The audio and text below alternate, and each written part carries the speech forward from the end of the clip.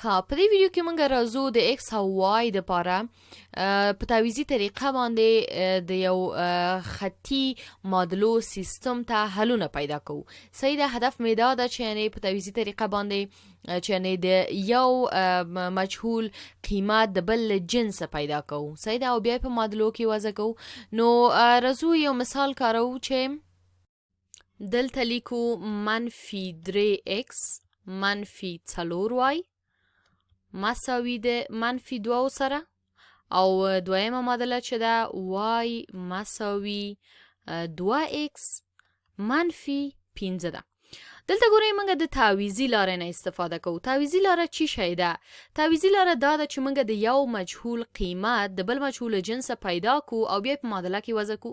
لکه څرنګه چې دلته تاسې ګورئ په دغه دویمه معادله کې موږ ته ډېر کار اسانه کړی ده او تیار یې د وای قیمت را کړی ده که نه. اوس موږ کولی سو دغه لومړۍ معادله ټوله وای ته حله کو، ایکس ته یې حله کو، د وای قیمت پکې واچوو که نه، کوم ځای کې چې موږ وای ګورو هملته قیمت واچوو. صحیح ده. نو راځو دلته لیکلی سو چې -3x خپله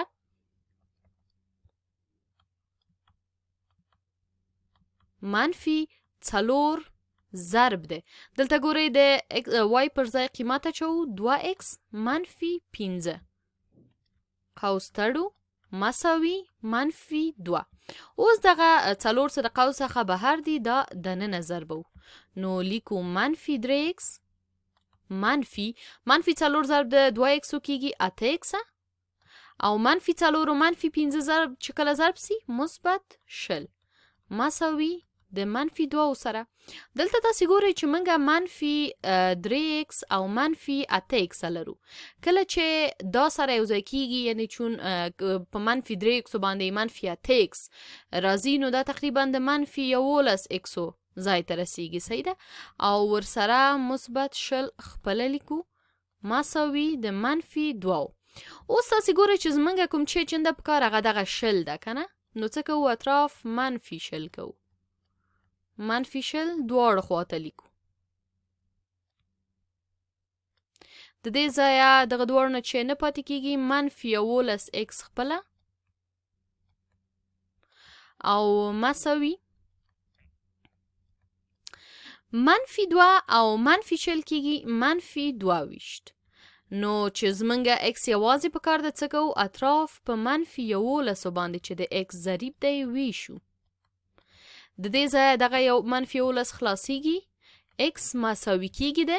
ګورئ -22 څه کله په -11 وویشل سي کیږي -2. نو موږ x ته قیمت پیدا کوي. ګورئ د یو مجهول جنس هم بل مجهول ته قیمت پیدا کوي. اوس دغه قیمت چې دلته د 2 موږ پیدا کړی، په دې قیمت کې په دغه معادله کې وضع کوو، وای ته قیمت پیدا کوو. صحیح ده. نو د دې ځای لیکلی سو چې وای مساوي کیږي ده 2 خپله د x پر ځای قیمت اچوو 2 ضرب ده 2 -15 خپله. نو بیا هم وای مساوي کیږي 2 ضرب د 2 کیږي 4 -15، یعنی وای مساوي کیږي ده -1 سره. تاسې دلته ګورئ چې موږ مختصات وموندل. د یو ټکي مختصات دي ده چې 2 کامه -1 ده. اوس ګورو چې آیا رښتیا دغه 2 کامه -1 په دې لومړۍ معادله کې صدق کوي او که نه کوي.